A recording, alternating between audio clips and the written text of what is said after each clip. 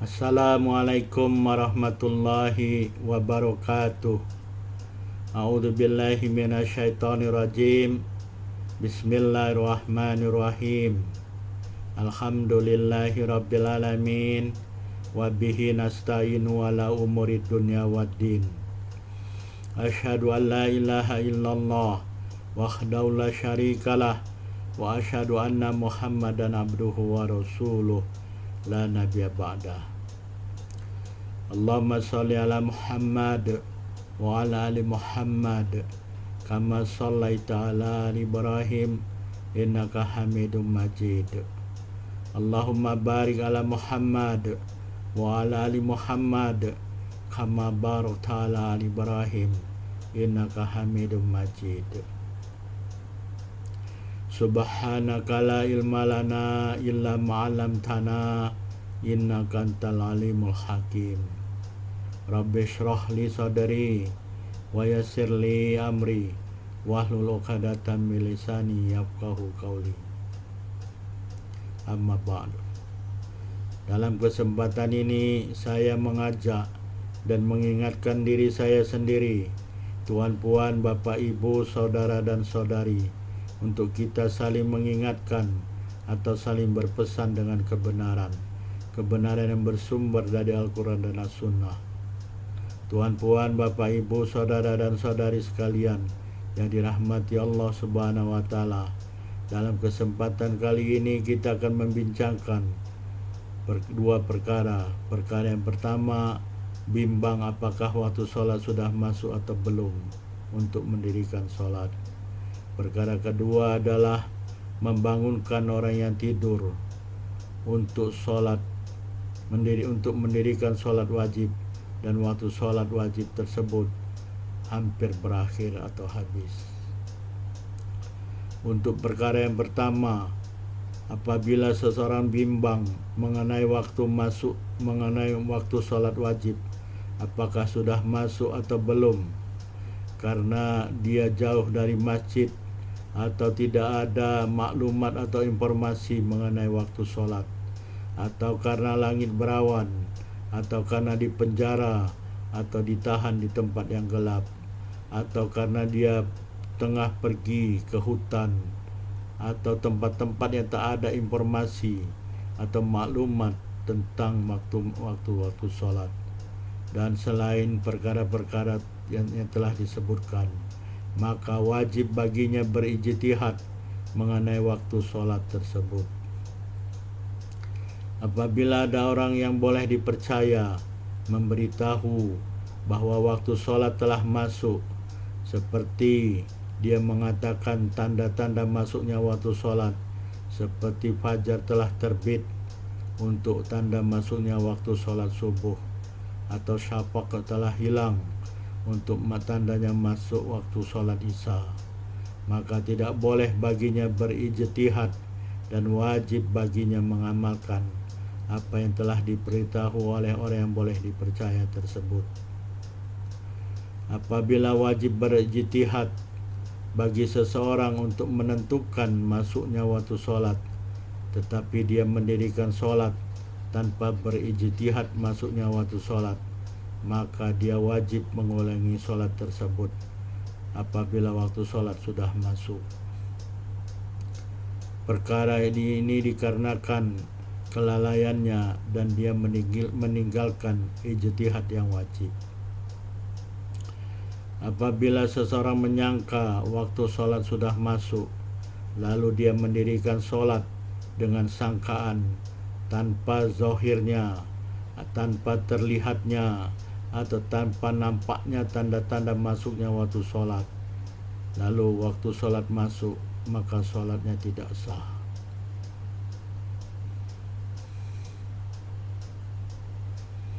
Contohnya seperti sholat subuh, dia menyangka waktu sholat subuh sudah masuk, lalu dia mendirikan sholat dengan sangkaan tanpa zahirnya tanda-tanda masuknya waktu sholat subuh, yaitu fajar telah terbit.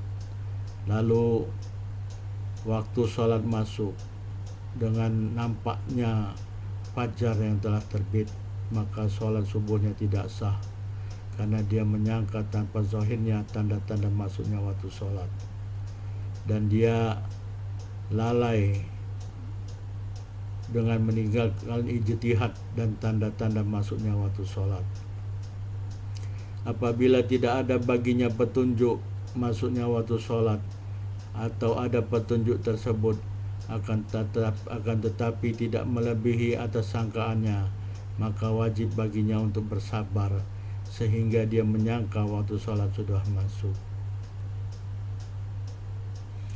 Berhati-hati untuk mengakhirkan sholat sampai dia yakin atau dia menyangka masuknya waktu. Apabila ada seseorang yang boleh dipercaya memberitahu bahwa seseorang telah mendirikan sholat sebelum masuknya waktu sholat wajib, maka perlu dilihat. Kalau dia memberitahu dengan ilmu dan menyaksikan tanda-tanda masuknya sholat, maka wajib bagi orang tersebut mengulangi sholatnya. Kalau dia memberitahu dengan ijtihad, maka tidak wajib mengulanginya tanpa ada perbedaan pendapat ulama.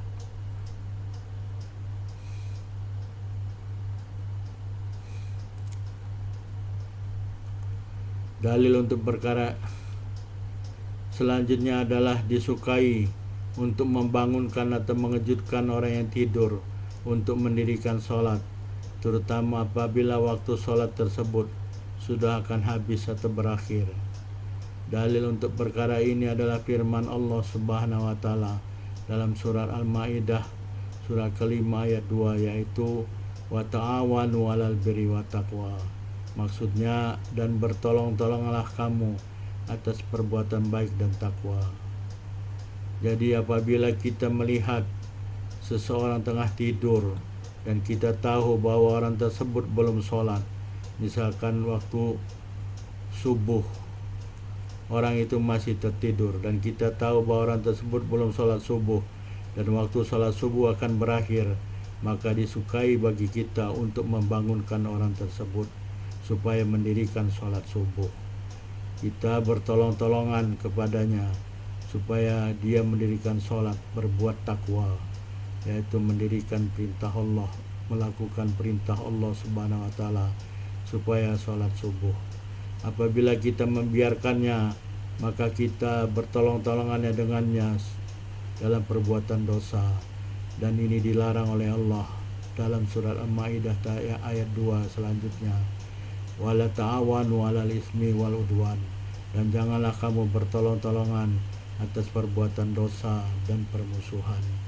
Jadi bangunkanlah apabila kita tahu orang yang tengah tidur belum sholat wajib, maka kita bangunkan dia supaya mendirikan sholat wajib. Dalil lain adalah hadis Aisyah radhiyallahu anha. Beliau mengatakan, kana Nabi sallallahu alaihi wasallam yusalli wa ana raqidatun mu'taridah ala firasyih fa idza arada ayutira ay qadani fautartu. Sahih Al-Bukhari nomor 512, Sahih Muslim nomor 512. Maksudnya adalah Nabi SAW mendirikan salat malam, sedangkan aku, kata Aisyah, tidur di atas tempat tidur beliau di hadapannya.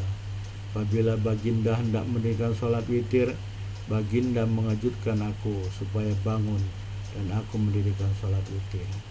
Dalam hadis ini, baginda membangunkan istrinya Aisyah supaya salat witir, salat malam. Dan Aisyah ketika itu tengah tidur, baginda membangunkannya supaya mendirikan salat witir. Dalam hadis lain, Aisyah radhiyallahu anha mengatakan, kana Rasulullah sallallahu alaihi wasallam yusalli minal lail fa idza autara qala qumi fa autiri ya Aisyah. Sahih Muslim 744. Maksudnya adalah Rasulullah sallallahu alaihi wasallam mendirikan salat malam, dan apabila baginda hendak mendirikan salat witir, baginda bersabda, wahai Aisyah, bangunlah dari tidur dan dirikan salat witir. Dalam kedua hadis yang diriwayatkan dari Aisyah radhiyallahu anha, baginda membangunkan Siti Aisyah supaya mendirikan sholat malam, yaitu sholat witir. Ketika itu Aisyah setengah tidur. Ini adalah tunjuk ajar atau tuntunan dari Rasulullah SAW bahwa apabila kita sholat malam, janganlah kita segan untuk membangunkan istri kita atau suami kita atau anak-anak kita supaya mereka juga beribadah kepada Allah dengan sholat malam. Ini dianjurkan, sangat-sangat dianjurkan, supaya kita tidak beribadah seorang diri, tapi juga kita mengajak keluarga kita, istri, anak, termasuk mungkin kalau ada orang tua dan orang-orang yang ada dalam satu rumah. Sebagaimana firman Allah tadi, wa ta'awanu 'alal birri wat taqwa, bertolong-tolonganlah dalam berbuat kebaikan dan takwa. Juga di dalam surat Al-Asr, wa tawasaw bil haqqi wa tawasaw bis sabr, saling berwasiat, saling berpesan untuk kebenaran, yaitu kebenaran dan untuk melakukan ibadah kepada Allah Subhanahu wa taala. Juga ke dalam kesabaran, saling berpesan dalam kesabaran untuk beribadah kepada Allah Subhanahu wa taala. Dalam hadis lain riwayat Abu Bakrah radhiyallahu anhu, beliau mengatakan, kharajtu ma'an nabiyyi sallallahu alaihi wasallam di salati subh, fakana la yamurru bi rajulin illa nadahu bis shalah aw harakahu bi rijlihi. Hadis Abu Dawud nomor 1264. Maksudnya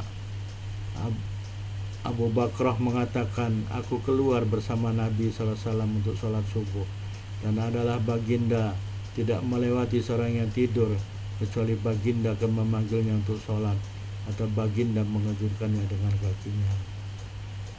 Dalam perkara ini, baginda ketika hendak sholat wajib yaitu sholat subuh, baginda melihat orang yang tidur, baginda akan memanggilnya atau mengejutkannya dengan kakinya supaya dia bangun untuk mendirikan sholat subuh. Jadi jangan segan-segan apabila kita melihat ada keluarga, apakah istri, anak-anak atau orang lain yang ada dalam rumah, satu rumah, maka bangunkanlah mereka untuk sholat wajib apabila mereka tengah tidur. Jangan sampai kita biarkan mereka tidur sampai tidak melakukan sholat wajib. Kita termasuk berdosa apabila kita melihat orang yang tengah tidur tidak kita bangunkan sementara waktu sholat hampir habis. Dan apabila waktu sholat habis kita tidak membangunkannya, kita juga telah bertolong-tolongannya terhadapnya, bertolong-tolongan dengannya untuk berbuat dosa karena dia meninggalkan sholat. Tegurlah orang-orang yang tidak berbuat sholat, karena orang-orang yang tidak berbuat sholat adalah orang-orang yang bermaksiat kepada Allah Subhanahu wa taala dengan meninggalkan perintah Allah Subhanahu wa taala untuk mendirikan sholat. Orang-orang yang tidak sholat akan diancam dengan an-nar oleh Allah Subhanahu wa taala. Di dalam Al-Qur'an Allah mengatakan, ketika ahlun nar, ketika penghuni an-nar ditanya kenapa kamu masuk an-nar, salah satu penyebabnya adalah mereka meninggalkan sholat, tidak melakukan sholat semasa hidupnya. Tuan puan, bapak ibu, saudara dan saudari sekalian yang dirahmati Allah Subhanahu wa taala, sekali lagi janganlah kita segan-segan untuk membangunkan orang yang tengah tidur sementara waktu sholat telah hampir habis dan dia belum mendirikan sholat. Bangunkan supaya dia segera untuk sholat. Tuan puan, bapak ibu, saudara dan saudari sekalian yang dirahmati Allah Subhanahu wa taala, kita telah sampai di akhir tausiah atau mudzakarah pada kesempatan ini. Terima kasih telah menonton video ini. Fastabiqul khairat, berlomba-lombalah dan bersegeralah dalam berbuat kebaikan dan mencegah kemungkaran. Amrun bil ma'ruf nahyun 'anil munkar adalah suatu kewajiban bagi setiap muslim dan mukmin. Subhanakallahumma wa bihamdika asyhadu an la ilaha illa anta wa astaghfiruka wa atubu ilaik. Wabillahi taufiq wal hidayah. Wassalamualaikum warahmatullahi wabarakatuh.